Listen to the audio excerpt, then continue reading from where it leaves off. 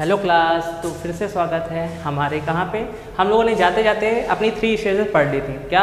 जब हमारा जो है वस्तु कहाँ पे खड़ी हो, हमारे अनंत पर स्थित हो। दूसरा हम लोगों ने पढ़ा था कि जब हमारी वस्तु अनंत और वक्रता केंद्र के बीच में हो। तीसरी स्टेज हम लोगों ने पढ़ ली थी जब हमारी वस्तु वक्रता केंद्र पर स्थित होगी। अब हमारी नेक्स्ट स्टेज जो 4th स्टेज है वो क्या आती है? जब वस्तु वक्रता केंद्र और फोकस बिंदु के बीच में हो। क्या कहा हमने? जब वस्तु वक्रता केंद्र और फोकस बिंदु के बीच में स्थित हो तो क्या होता है? तो ऐसा होता है हम लोग क्या करते हैं, वैसे के वैसे लिख लेते हैं। तो क्या बोला हमने कि हमारी वस्तु कहाँ पे खड़ी हुई है?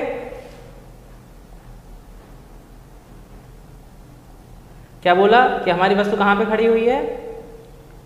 हाँ, हमने क्या बोला? वस्तु हमारे कहाँ पे है? वक्रता केंद्र फोकस बिंदु के बीच में स्थित है। वक्रता केंद्र फोकस बिंदु के बीच में स्थित है। तो ये रहा हमारा क्या? ये रहा वक्रता केंद्र फोकस बिंदु का बीच, ये रहा। क्लियर है? फिर हमने क्या बताया था, यहाँ पे हम क्या कर देते, इनका नामकरण कर देते। तो ये हमारा पॉइंट ए हो गया, ये क्या हो गया? पॉइंट बी हो गया। ठीक है, अब क्या करेंगे? हमने क्या बताया था दूसरी, फिर क्या होगा? जब वस्तु खड़ी तो पहली प्रकाश किरण बी के ऊपर से जाती है, बी के ऊपर से जाती है। तो क्या होगा? बिल्कुल समांतर, वो भी मुख्य अक्ष बिल्कुल समांतर चली जाएगी और दर्पण पे टच करेगी ऐसे।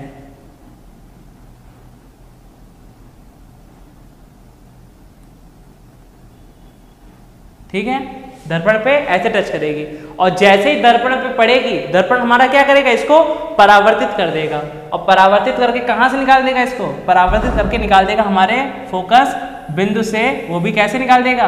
बिल्कुल सीधा निकाल देगा। क्या करेगा? बिल्कुल सीधा निकाल देगा। ठीक है, और क्या होगा? जो दूसरी प्रकाश किरण होगी वो क्या होता है? वो हमारे बिंदु बी से निकलती है और सीधे क्या होता है?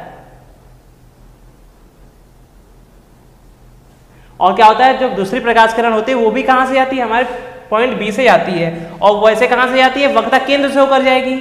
और क्या बताया था कि जब वक्रता केंद्र हमारे पीछे रह गया हो, जब मतलब क्या होता है, हम जिस पॉइंट पर खड़े हैं और वक्रता केंद्र हमारे पीछे होगा, तो हम क्या उसी पॉइंट से नहीं, हम लोग आगे वाले पॉइंट से निकालेंगे। ठीक है, तो हमारा वक्रता केंद्र से हमारी वस्तु तो आगे खड़ी हुई है, तो दूसरी प्रकाश किरण कहां से होकर जाएगी? हमारे फोकस बिंदु से होके सीधे चली जाएगी। क्या होगा? सीधे चली जाएगी। तो ये क्या होगा? ये ऐसे निकलेगी और हमारे इस पे ऐसे पड़ेगी। ठीक है, फोकस बिंदु से होके सीधे निकल जाएगी और सीधे जैसे निकल जाएगी तो क्या होगा? ये जैसे ही हमारे दर्पण में पड़ेगी, दर्पण क्या करेगा? इसको मुख्य अक्ष के बिल्कुल क्या कर देगा? समांतर कर देगा। क्या कर देगा? मुख्य अक्ष के समांतर निकाल देगा। क्या कर देगा? मुख्य अक्ष के समांतर कर देगा।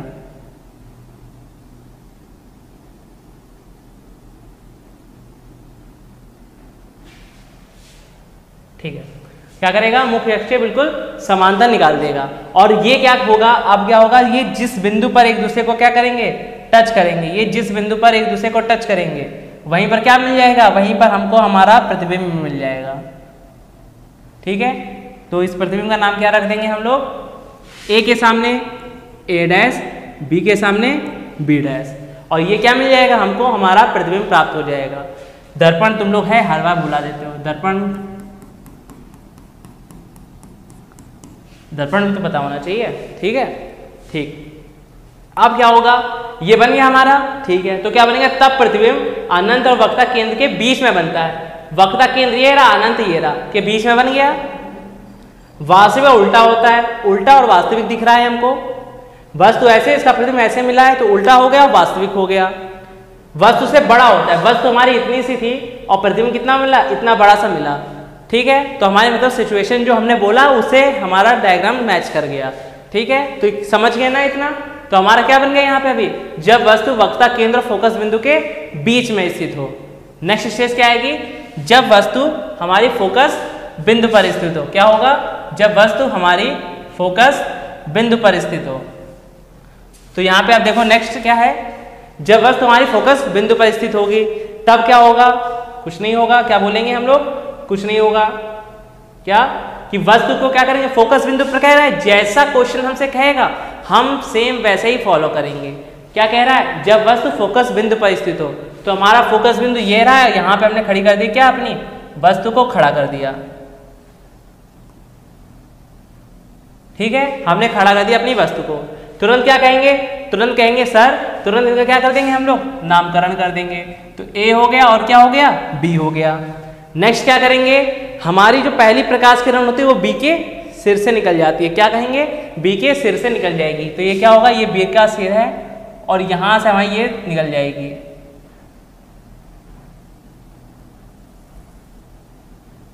ये निकल गई हमारी दूसरी प्रकाश की, पहली प्रकाश किरण।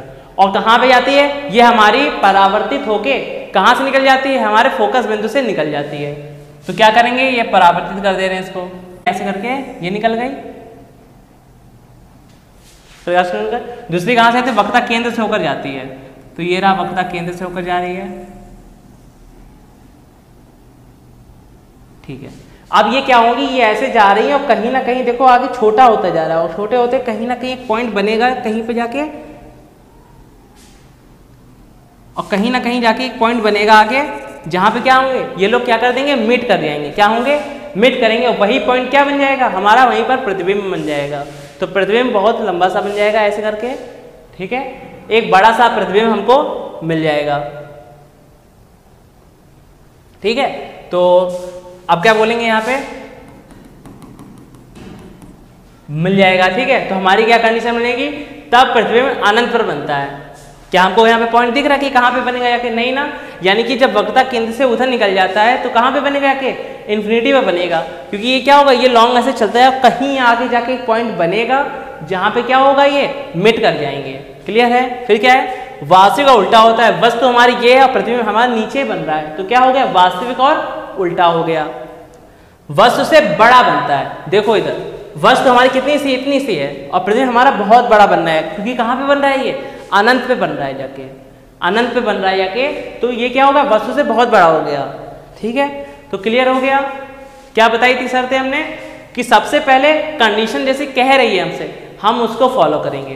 कंडीशन हमसे जैसा कह रहा है हम उसको क्या करेंगे, फॉलो करेंगे। कि अगर वस्तु कह रहा है कि फोकस बिंदु पर है, तो हम क्या करेंगे, वस्तु को फोकस बिंदु पर स्थित कर देंगे। पहली प्रकाश किरण सिर से जाएगी, किसके, बी के सिर से निकल जाएगी, और कहाँ से निकल जाएगी, परावर्तित होके फोकस बिंदु से होकर चली जाएगी। दूसरी हमारी वक्ता केंद्र से होकर जाती है, जो परावर्तित हुए उसी दिशा में बिना विचलित हुए सीधे चली जाती है। समझ गए, आगे बढ़ जाएं, ठीक है।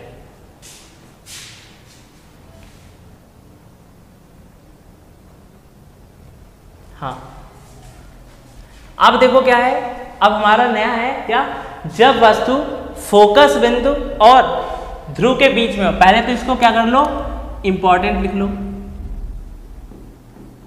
ठीक है। क्योंकि अगर देखा जाए कि अगर हमारी 6 स्टेज होती हैं अवतल दर्पण में, तो इनमें क्या होगा, सबसे इंपॉर्टेंट यही बनती है, क्योंकि ये क्या है, सबसे अलग है। क्योंकि इसी में क्या होता है, प्रतिबिंब हमारा आभासी बनता है, ठीक है। तो देखो यहाँ पे पहले तो इसको बना देते हैं हम लोग दर्पण, ठीक है, बन गया दर्पण हमारा, ठीक है। क्या कह रहा है, वस्तु को कहाँ पे हमें स्टैंड करना है, वस्तु को हमको स्टैंड करना है फोकस बिंदु और ध्रुव, फोकस बिंदु और ध्रुव के बीच में। तो ये क्या कर दिया हमने, ये खड़ी कर दी हमने वस्तु। क्लियर है इतना, ठीक। फिर इनका क्या करते हैं हम लोग, बोलो क्या करते हैं, इनका क्या करते हैं हम लोग, नामकरण करते हैं। क्या करते हैं, नामकरण। तो क्या रख देंगे, नीचे वाला पॉइंट ए हो जाएगा, ऊपर वाला पॉइंट बी हो जाएगा। कहोगे क्या कि सर हाँ इतना समझ गए। फिर क्या बोलते हैं, क्या कहोगे कि सर अब हम लोग क्या करते हैं, बी के सिर से क्या निकालते हैं, पहली प्रकाश किरण निकालते हैं। तो ठीक है, क्या कहेंगे, सर निकाल दीजिए। ये हम लोग ने निकाली बी के सिर से ये पहली प्रकाश किरण, और क्या होगा, ये जैसे दर्पण पे पड़ेगी, क्या बोलेंगे कि सर जैसे ये दर्पण पर पड़ती है तो दर्पण का जो परावर्तन तल होता है वो इसको क्या कर देगा, वो इसको परावर्तित कर देगा। और कहाँ से निकाल देगा, हमें फोकस बिंदु से निकाल देगा। तो फोकस बिंदु हमारा ये है, तो यहाँ से क्या कर देंगे, इसको ऐसे करके निकाल देंगे। कहोगे क्या कि हाँ सर इतना समझ गए। क्या कहोगे कि सर इतना समझ गया, ठीक है। फिर क्या बोलते हैं कि सर दूसरी प्रकाश किरण हमारी वक्ता केंद्र से होकर जाती है। क्या बोलेंगे, सर दूसरी प्रकाश किरण हमारी वक्ता केंद्र से होकर जाती है। क्या कहेंगे, हाँ सर समझ गए, दूसरी प्रकाश किरण हमारी वक्ता केंद्र से होकर जाती है। और जो जैसे ही इसमें पड़ती है, जैसे इस पर पड़ती है तुरंत ये तल क्या करता है, इसको सीधे निकाल देता है, परावर्तित कर देता है उसी दिशा में। और बिना विचलित हुए ये सीधे निकल जाती है। क्या कहेंगे कि सर ये सीधे चली जाएगी।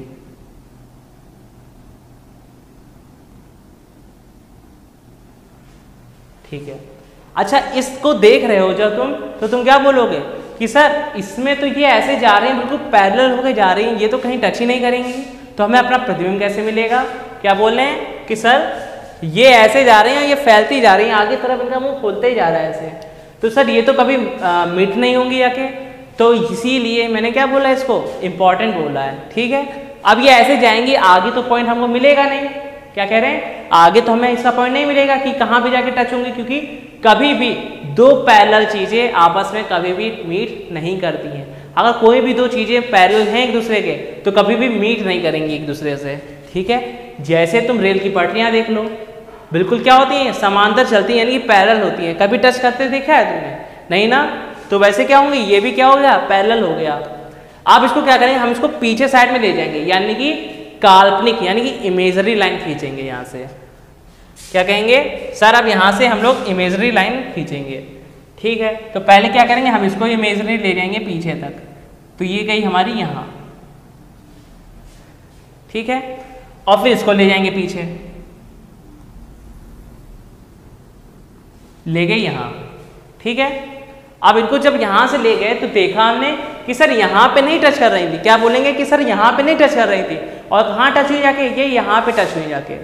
तो यानी कि यहीं पर जहाँ पे कोई दो प्रकाश किरणें आपस में टच हो जाती हैं, यानी कि इंटरसेक्ट कर जाती हैं, तो वहीं पर हमें क्या मिल जाता है, वहीं पे हमें वस्तु का प्रतिबिंब मिल जाता है। क्या बोलेंगे कि सर वहीं पर हमें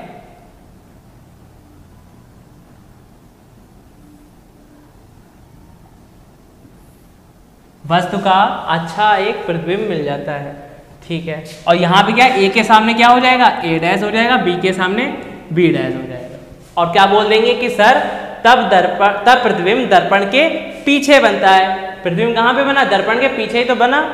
ठीक है, फिर क्या बोलेंगे, आभासी व सीधा होता है। वस्तु ये रखी और सामने क्या बन गया, प्रतिबिंब बन गया, यानी कि कैसा हो गया प्रतिबिंब हमारा, आभासी प्रतिबिंब हो गया।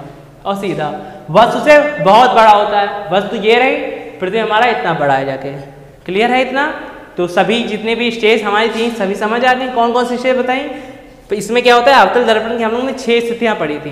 कितनी स्थितियां पढ़ी? 6 स्थितियां पढ़ी। जिसमें पहला क्या था, जब वस्तु अनंत पर स्थित हो, जब वस्तु अनंत और वक्ता केंद्र के बीच में स्थित हो, जब वस्तु वक्ता केंद्र पर स्थित हो, जब वस्तु वक्ता केंद्र और फोकस बिंदु के बीच में। तो जो हम लोग ने आज पढ़ा, फिर हम लोग ने क्या पढ़ा आज, हम लोग ने पढ़ा जब वस्तु फोकस बिंदु पर स्थित हो, और सबसे लास्ट जो सबसे इंपॉर्टेंट है वो हम लोगों ने क्या पढ़ा कि जब वस्तु हमारी कहाँ पे हो, जब वस्तु हमारी फोकस बिंदु और ध्रुव के बीच में स्थित हो, जो हम लोगों ने अभी यहाँ पे फिनिश किया है। क्लियर है? अब इसके आगे हम लोग अपनी अब आगे आते हैं, जो हमारा क्या है, उत्तल दर्पण है। क्या है हमारा, सिंपल सा प्यारा सा क्या है, उत्तल दर्पण है। और यहाँ से बाद हमारा क्या होगा, दर्पण लगभग फिनिशिंग पे है। तो क्या बोलेंगे कि उत्तल दर्पण द्वारा प्रतिबिंब का बनना। ठीक है, उत्तल दर्पण द्वारा प्रतिबिंब का बनना। देखो सबसे सिंपल अगर कहा जाए तो उत्तल दर्पण है। ठीक है, तो क्या बोलेंगे, उत्तल दर्पण के सामने वस्तु को किसी भी स्थिति में रखने पर प्रतिबिंब हमेशा कैसा बनेगा, आभासी बनेगा, सीधा बनेगा, और वस्तु से बहुत छोटा बनेगा। ठीक है, वस्तु से छोटा बनेगा। तो देख लेते हैं, ट्राई करके देख लेते हैं हम लोग। ठीक है, अच्छा उत्तल दर्पण है तो इसका क्या होगा, उभरा हुआ भाग कैसा होगा, परावर्तित होगा, और जो दबा हुआ भाग है वो कैसा होगा, पॉलिशदार होगा। तो हम इस पे क्या कर देते हैं, अब इस पे पॉलिश कर देते हैं, अच्छी वाली कर दी हम लोगों ने, क्या पॉलिश कर दी। अब क्या करेंगे, यहाँ पे हम लोग वस्तु को खड़ा करेंगे। ठीक है, वस्तु हमेशा किधर साइड में खड़ी होती है बताना, वस्तु हमेशा बाईं ओर, दर्पण की कहाँ होती है, हमेशा बाईं ओर खड़ी होती है। तो वस्तु को हम लोग क्या कर देंगे, बाईं ओर स्टैंड कर देंगे।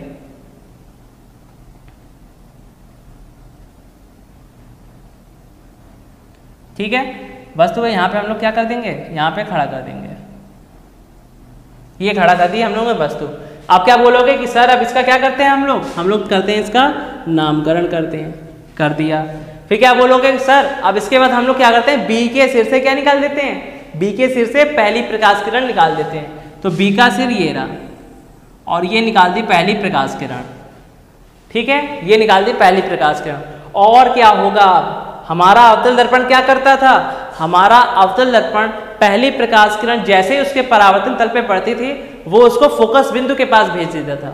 लेकिन इसमें क्या होगा, ये फोकस बिंदु के पास नहीं भेजेगा, ये क्या कर देगा, उसको ऊपर की ओर फैला देगा। क्या कर देगा, फैला देगा। और जैसे इसको फैला देंगे यहाँ कहाँ चला जाएगा, ये चला जाएगा हमारा इधर साइड में। कहाँ चला जाएगा, इधर साइड में चला जाएगा।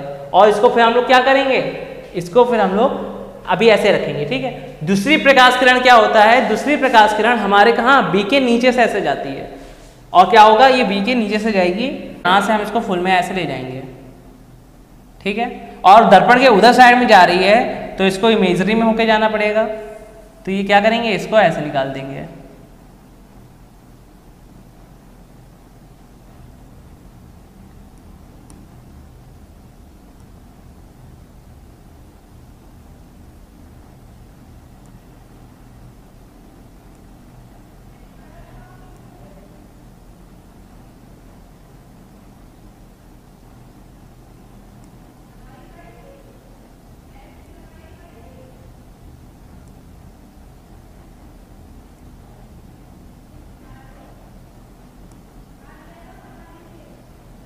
ठीक है, अभी क्या होगा, ये ऐसे निकल जाएगी। और ये क्या करेंगे कि जिस बिंदु पर एक दूसरे को क्या करेंगे, यहाँ पे ये टच करेंगे, वहीं पर क्या मिल जाएगा, वहीं पर हमको हमारा प्यारा सा दर्पण मिल जाएगा।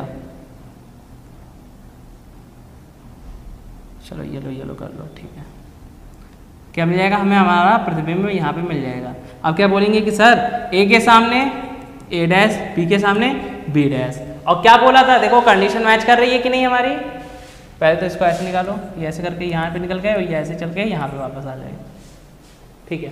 क्या कहेंगे, दर्पण आभासी सीधा और वस्तु से छोटा होता है। तो देखो वस्तु वस्तु का प्रतिबिंब कैसा है, आभासी है, वस्तु के सामने है तो सीधा हो गया, और क्या वस्तु से छोटा होता है।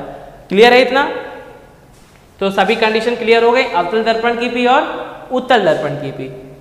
अब आते हैं हम लोग आगे, क्या है हमारा, यहाँ पे है रेखीय आवर्धन। क्या बोलेंगे, रेखीय आवर्धन। तो देखो यहाँ पे रेखीय आवर्धन क्या है, कि क्या बोलेंगे कि जो हमारे वस्तु के प्रतिबिंब की लंबाई, क्या बोलेंगे, जो वस्तु का प्रतिबिंब की लंबाई और जो वस्तु की लंबाई होता है उनका एक अनुपात होता है।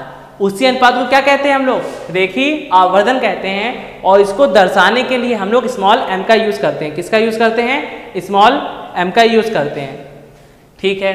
तो हमारा फॉर्मूला क्या बन जाएगा कि रेखीय आवर्धन बराबर, रेखीय आवर्धन बराबर प्रतिबिंब की लंबाई अनुपात वस्तु की लंबाई। और क्या हो जाएगा, m बराबर I/O। क्या बोलेंगे, m बराबर I/O, या इसको हम लोग बोल सकते हैं, ये केवल किसके लिए है, दर्पण के लिए है। याद रखना दर्पण के लिए है ये। तो m = -v/u = I/O।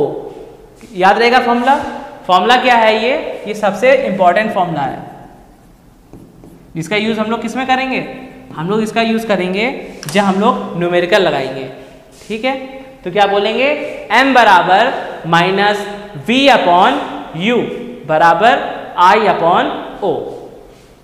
सभी प्रतिबिंबों के लिए जो रेखीय आवर्धन होता है वो हमारा कैसा होता है, नेगेटिव होता है, मतलब धनात्मक होता है। और उल्टे प्रतिबिंबों के लिए जो रेखीय आवर्धन होता है वो कैसा होता है, ऋणात्मक यानी कि नेगेटिव होता है, ठीक है। एक बार फिर से बोलते हैं क्या, कि जो हमारा क्या होता है, रेखीय आवर्धन सभी प्रतिबिंबों के लिए, सभी दर्पण के प्रतिबिंबों के लिए हमारा क्या होता है, रेखीय आवर्धन धनात्मक होता है। लेकिन जो उल्टे प्रतिबिंबों के लिए होते हैं, यानी कि कौन से, अवतल दर्पण के लिए रेखीय आवर्धन का मान कैसा होता है, नेगेटिव यानी कि ऋणात्मक होता है। अब हम लोग आते हैं किस पे,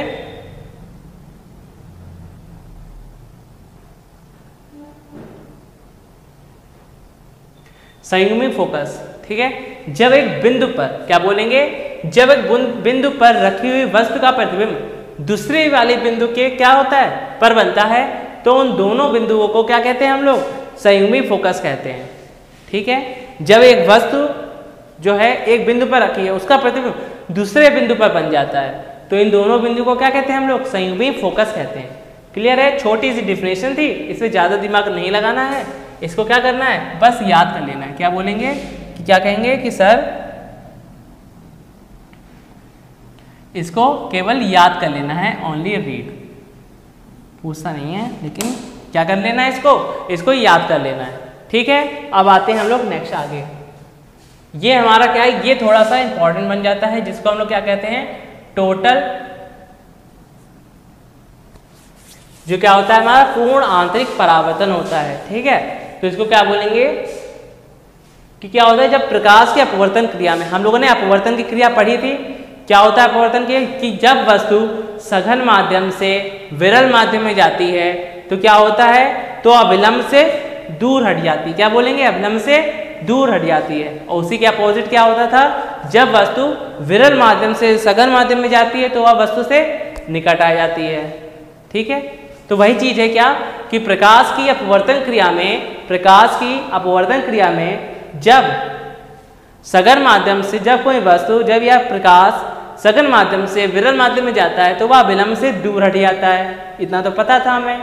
ठीक है, फिर क्या होता है, तब आपतन कोण का मान क्रांतिक कोण के मान से क्या हो जाता है, ज्यादा हो जाता है, और फिर वह वापस सघन माध्यम में चला जाता है। यानी कि क्या होता है कि अपवर्तन क्रिया हो रही है, अपवर्तन क्रिया में सघन माध्यम से विरल माध्यम में प्रकाश आ रहा है, वह विलंब से दूर हट गया, तो इसमें क्या हो गया, आपतन कोण का मान ज्यादा हो गया। किससे हो गया, क्रांतिक कोण के मान से बहुत ज्यादा हो गया। और फिर क्या होता है कि जो प्रकाश होता है वो वापस सघन माध्यम, यानी कि जिस माध्यम से आता है उसी माध्यम में वापस चला जाता है। तो इसी घटना को क्या कहते हैं हम लोग, पूर्ण आंतरिक परावर्तन कहते हैं। अगर इसके एग्जाम्पल की बात करें, यानी कि उदाहरणों की बात करें, तो क्या बोलेंगे, जैसे कि हीरे का चमकना, हीरा कभी भी देखना तो उसमें क्या, जब भी थोड़ा सा भी लाइट पड़ जाएगी तो क्या वो बहुत चमकेगा। ठीक है, पानी में बुलबुलों का चमकना, कांच में पड़ी दरार का चमकना, घर में मिरर तो होगा जिसपे शक्ल देखते हो अपनी। ठीक है, और फिर क्या होता है, जैसे शक्ल देखते हो तो उसमें क्या होगा, कभी भी जब दरार पड़ जाती है तो क्या होता है, तुमको वो दूर से ही चमकने लगती है कि हाँ इसमें दरार पड़ा हुआ है। ठीक है, लास्ट हमारा क्या है, रेगिस्तान में मरीचिका का दिखाई देना। रेगिस्तान कभी गए हो, नहीं गए हो तो तब भी समझ लो कि मूवीज तो देखी होगी। तो रेगिस्तान में क्या होता है कि जब रेगिस्तान में जाते हो तो हमको प्यास बहुत लगती है, और क्या होता है, दिमाग में हेलोसिएशन आ जाता है। क्या आता है, हेलोसिएशन आ जाता है, यानी कि जो चीज़ होती नहीं है हमको क्या दिखने लगती है, हमको वो दिखने लगती है। सामने जैसे पानी नहीं है लेकिन हमको क्या दिखेगा, सामने तालाब है, जिसमें हम लोग क्या डूब के चले जाते हैं, और डूबते हैं जैसे तो पता चलता है क्या, वो तो रेत थी हमारी, तो और हमको प्यास लगने लगती है। ठीक है, तो ये क्या होता है, ये किसकी वजह से होता है, हमारा पूर्ण आंतरिक परावर्तन की वजह से होता है, कि हमको चीज़ें हेलोसिएट होने लगती हैं, चीज़ होते हुए ना भी हमको दिखने लगती हैं। समझ गए? ठीक है, अब आगे बढ़ जाते हैं। यहाँ पे कुछ इंपॉर्टेंट रूल्स आ जाते हैं जो हमारा यूज किस में आ जाएंगे, जो बता रखा है हमने किस में, न्यूमेरिकल में यूज आता है इनका। जैसे कि क्या है, गोली दर्पण का परावर्तन का सूत्र, गोली दर्पण के परावर्तन का सूत्र। परावर्तन तो हम लोगों ने पहली लाइन में पढ़ा था। क्या होता है कि जब कोई प्रकाश किरण किसी वस्तु से चलकर किसी दूसरे बिंदु पर पड़ती है तो क्या होता है, वो उसको परावर्तित कर देता है। ठीक है, तो वह परावर्तन हो जाता है। तो क्या करेंगे, गोली दर्पण का क्या हो जाएगा, यहाँ पे परावर्तन का सूत्र क्या हो जाएगा, 1/f = 1/v - 1/u, जैसा लिखा हुआ है पीछे। जहां क्या लिखा हुआ है, जहां f क्या होता है, हमारी वस्तु की फोकस दूरी होती है। क्या होता है, फोकस दूरी होती है। जहां पे u क्या होता है, हमारा वस्तु तक की दूरी होती है। दर्पण से वस्तु तक की दूरी को क्या कहते हैं हम लोग, u कहते हैं। ठीक है, फिर क्या हमारा v लिखा हुआ है, जहां पे क्या लिखा हुआ है कि वस्तु के प्रतिबिंब तक की दूरी, यानी कि दर्पण से वस्तु तक की दूरी u होता है, दर्पण से प्रतिबिंब तक की दूरी क्या होती है, हमारी v होती है। क्लियर हो गया? ये भी फॉर्मूला क्या है, ये भी फॉर्मूला हमारा इंपॉर्टेंट है। ठीक है, ठीक है। अब यहाँ पे क्या आ जाता है, यहाँ पे हमारा आता है क्या, अब यहाँ पे आता है क्या, दर्पण की वक्रता त्रिज्या और हमारा फोकस दूरी के बीच में एक रिलेशन होता है। छोटा सा रिलेशन है, लेकिन क्या होता है, कभी कभी ये भी हमारा एक नंबर लिखे चला जाता है, क्योंकि हमको पता ही नहीं होता है कि क्या होता है रिलेशन। ठीक है, तो क्या है, दर्पण की वक्रता त्रिज्या व फोकस दूरी। क्लियर है? तो क्या होता है कि जो हमारा दर्पण की जो फोकस दूरी होती है वो हमारे वक्रता त्रिज्या की क्या होती है, आधी होती है। ठीक है, यानी कि फोकस दूरी बराबर क्या होता है, वक्रता त्रिज्या डिवाइड बाई 2। तो स्मॉल f इक्वल टू क्या हो जाएगा हमारा r/2 हो जाएगा। क्लियर है, जिसको हम लोग दूसरे वर्ड में याद कर लेते हैं कि ऐसे थोड़ा अजीब लग रहा है तो क्या बोलेंगे हम लोग r इक्वल टू 2f। ये सबसे अच्छा लगता है बच्चों को। ठीक है, ये सबसे अच्छा लगता है बच्चों को कि इससे क्या होता है, इसमें हमको वैसे भी डिवाइड वाली चीज़ें बहुत खराब लगती हैं। तो क्या बोलेंगे r इक्वल टू 2f बोल देंगे, जिससे क्या हो जाएगा हमारा बिल्कुल सही हो जाएगा। याद रहेगा क्या रिलेशन होता है कि वक्रता त्रिज्या जो होती है वो फोकस दूरी की 2 गुनी होती है। ऐसे याद रहेगा, तो क्या बोल देंगे r equal to 2f। Clear है, ठीक है।